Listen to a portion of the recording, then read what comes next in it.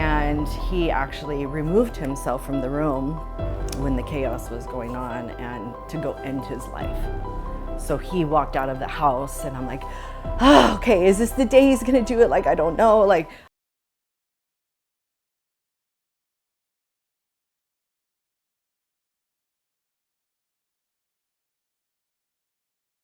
hi, my name is Lynn.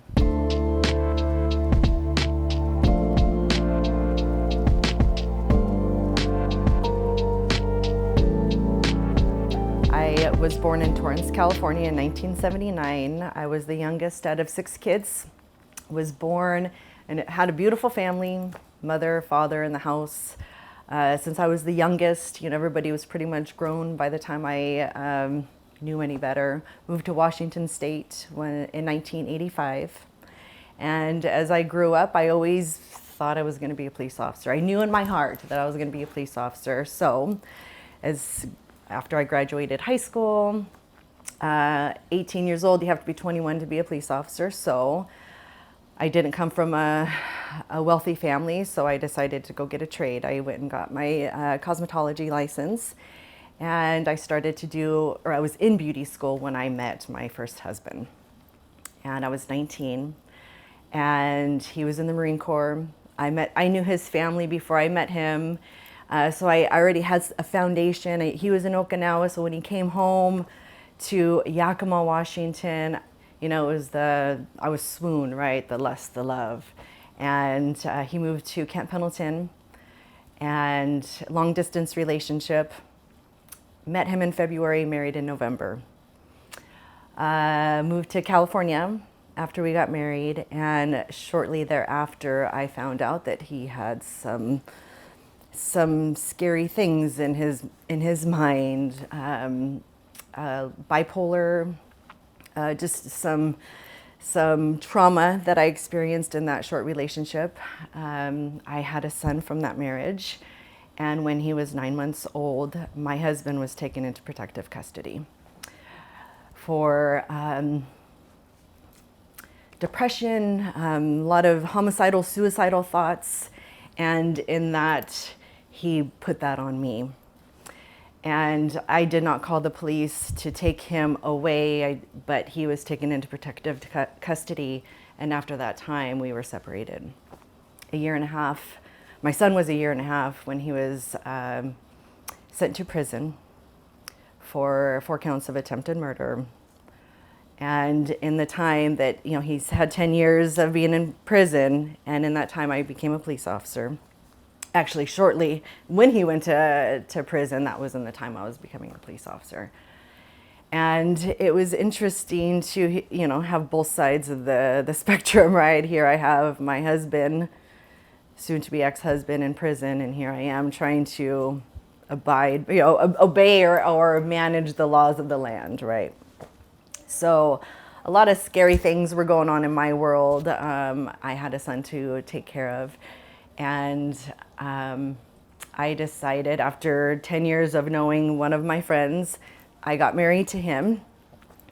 And he adopted my son when my son was 15.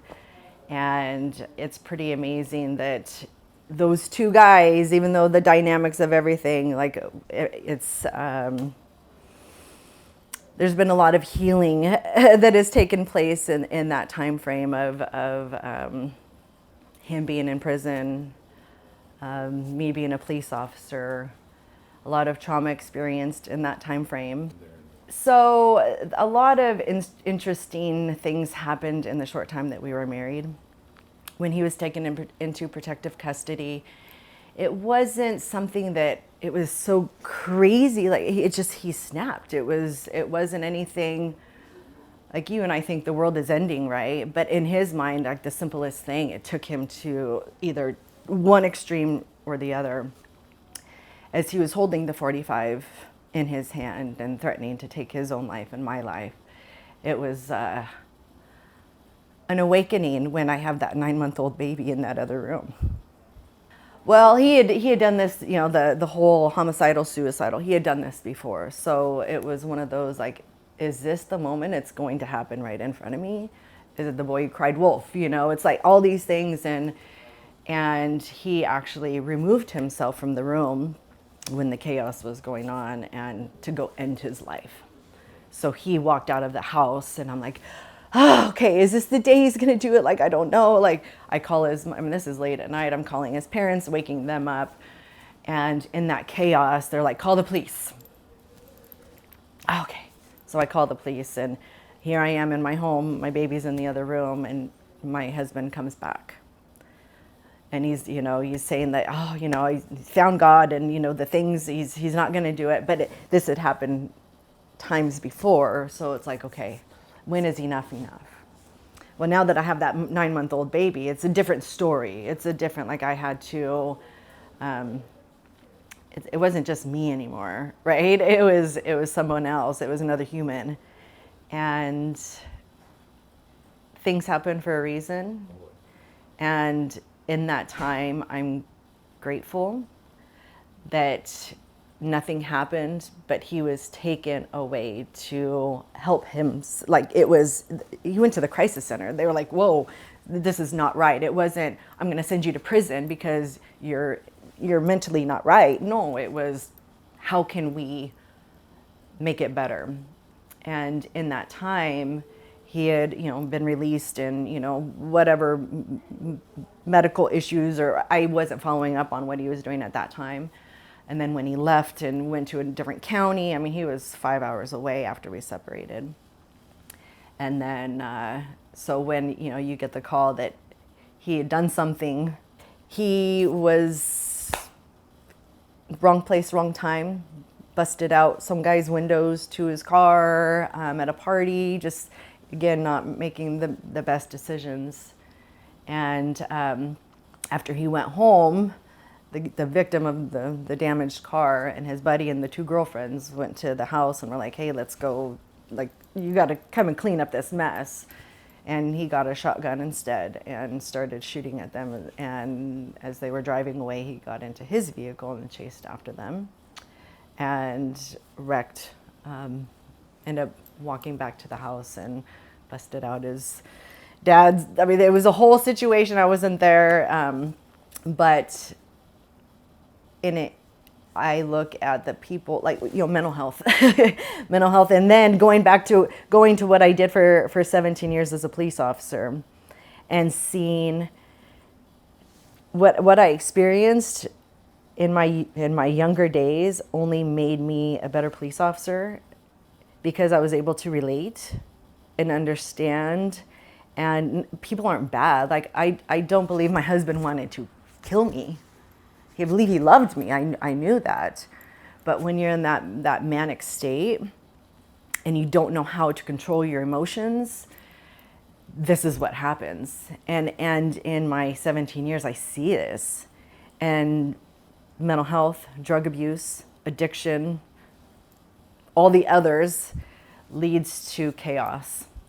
And I decided in 2019 to leave police work because of the trauma, because of the stories that I kept seeing, the repetitive abuse, addiction, sexual assaults, babies, children.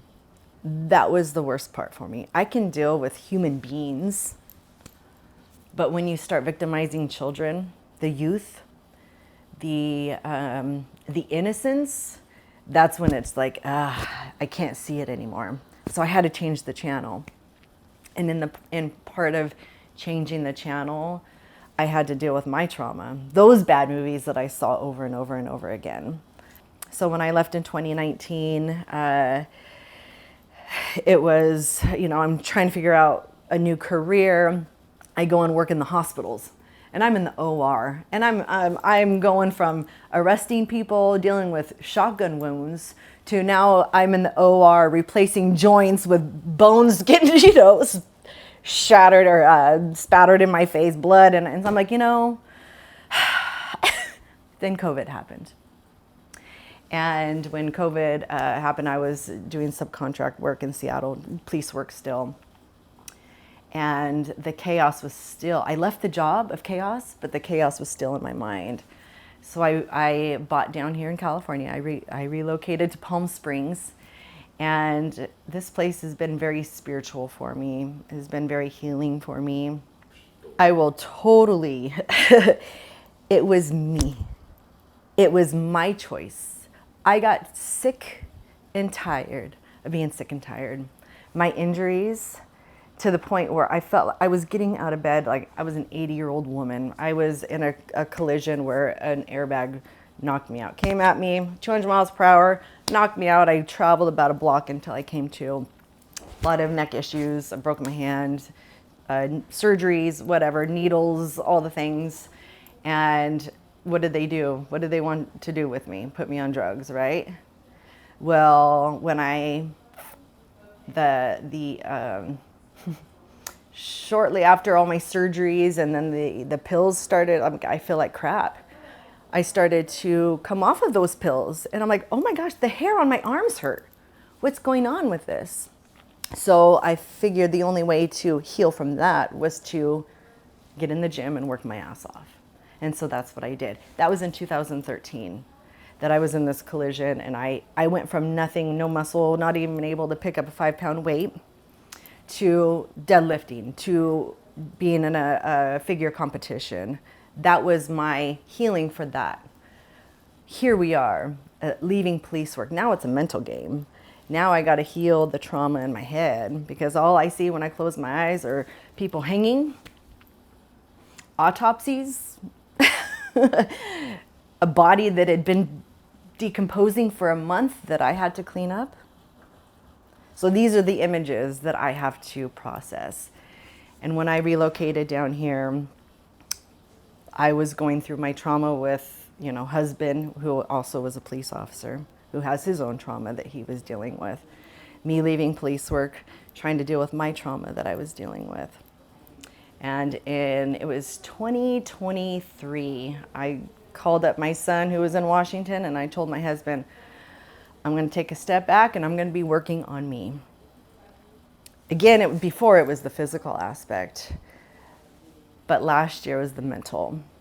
I'm the one that had to get up at 2 o'clock and meditate, purposely meditate, think about all the bad stuff that went through that I didn't want to see anymore. That year I dedicated to the meditation, the yoga, the finding the inner peace. And then this year it's the physical healing, the stretching, the trying to break through my injuries, the physical injuries, because the mental, I have to deal with this every day. I got to process that stuff every day. We wake up, we're like, okay, I'm breathing, I'm 6 feet above the ground, this is good. Now what? Okay, I still got to get up, I still got to do my meditation, I still got to exercise, I still have to do my self-love, and that's my healing. And I know that for a fact, if you are not ready to heal, if you are not determined, you won't be successful. Because you have to have that chin check, that holy shit moment. Because if not, it's not, you're gonna keep going back. It's their hamster wheel. So my job, being away from police work and not wearing the badge anymore, my job now is I feel like I have more power without the badge. And just like you want to share your story, and there's more to our stories. But like you said, the more that we talk about it, the more we can help others heal, and honestly, just getting up every morning and focusing on yourself. And that's the most important, because if you don't love yourself, I can't love you. I can't love you. I can't love you. So that's been a huge part, is understanding who I am without the badge, without the trauma. I had my first husband come down here just a couple months ago. And this is my biggest fear. I was worried. And I had to work through that trauma, that fear. I didn't take my son to prison, because I didn't, he was going all over the place, and I didn't think that was fair to my son to take him there. And I'm grateful, but I kept my son close to the family, to his family, and the bond that they have, my first husband and my son, even though they weren't together, the bond now that they have, my son is able to make his own decisions. He's able to be the grounding person for my first husband as a 23-year-old. It's amazing. Last year, talk about trauma. My first husband's brother, who took over that father figure for my son, they were going to a guy's weekend, and my ex-husband, and Chase, my son, went to the house to go see Joe. They were going to go have a guy's time, and they found him dead. Probably 12 hours. So my 23-year-old son became a man, or 22-year-old son became a man that day. Not only did he have to deal with the love of his life on the ground, but he had to control a manic man who I experienced. He had not, because he hadn't been around him. But to be able to praise my son for what he did for his dad, to be able to be that shoulder and that time of chaos, that's pretty amazing. It's pretty amazing. Lots of trauma in our life, right?